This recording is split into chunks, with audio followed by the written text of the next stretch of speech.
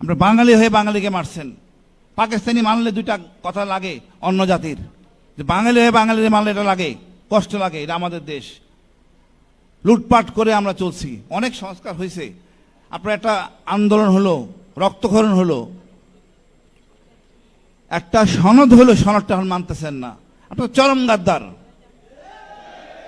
আপনারা যদি না মানেন, আমি একটা জিনিস পরিষ্কার বলি, হাসিনার চেয়ে শক্তিশালী ক্ষমতাধারী নেত্রী পৃথিবীতে ছিল কিনা জানি না।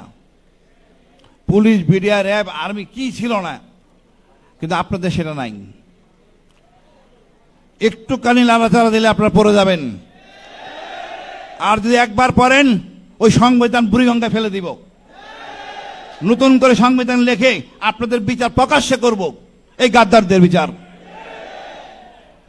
একটা যুদ্ধ হওয়ার পরেই কালকে দেখলাম কালামানিক বিচারপতি উনি জামিনে মুক্তি পাচ্ছেন। আমি বলি বিএনপির ভাইদের, আপনাদের লজ্জা লাগে না? শহীদ জিয়াকে যে লোকটা বলে ভারতীয় পাকিস্তানি গুপ্তচর, সে কিভাবে মুক্তি পায়?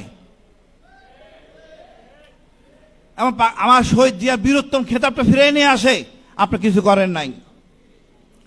খালেদাকে ক্যান্টনমেন্টে বের করে দিয়েছে, এখনো কোনো বলিষ্ঠ ভূমিকা নেন নাই। এদেরকে সাইজ করেন, নাহলে আপনারা নিজেরাই সাইজ হয়ে যাবেন। জনগণ যখন বিপ্লবের স্বাদ পেয়ে যায়, স্বাধীনতার স্বাদ পেয়ে যায়, এর ফিরে আনা খুব কষ্টকর। আমি মনে করি জনগণ ঐক্যবদ্ধ আছে। কতজন লোক দরকার, কতটুকু দরকার আমার নিজ চোখে দেখা। সুতরাং আমি মনে করি দেশটা আমাদের, আমরা ঐক্যবদ্ধ হয়ে দেশটাকে সামনে নিয়ে যাই। হাদি হত্যা, হাদি আমাদের, আমাদের মির্জা আব্বাস ভাই আমাদের, দেশ যারা মারছে সেরা আমাদের। দেখেন ভারত ওই দুইটাকে ধরেছে, তাকে নিয়ে 14 দিন জামিন নিছে, যে কি বলে রিমান্ডে নিছে। আমাদের কোনো আইনজীবী যায় নাই যে কি কথা বলতেছে। একটা আইনজীবী নিয়োগ করতে পারতাম সত্য জানার জন্য। তারপর তারা দিল্লি নিয়ে গেছে, আবার সে আমাদের নিয়ে রাজনীতি। ভারত আমাদের সুস্থ শান্তিতে থাকতে দিবে না। সুতরাং আমাদের সব সময় চেতনা, আন্দোলন ধারণ রাখতে হবে। মনে রাখতে হবে ভারত আমাদের একমাত্র শত্রু। ওই ভারতকে চট থাপ্পড় মারিয়ে সোজা রাখতে হবে। আন্তর্জাতিক আদালতে আপনারা আপিল করেন, আমাদের এই খুনিদেরকে আমাদেরকে দেয়, আমাদের কাছে ফেরত দেন। আমরা বিচার করবো, আমরা তদন্ত করব।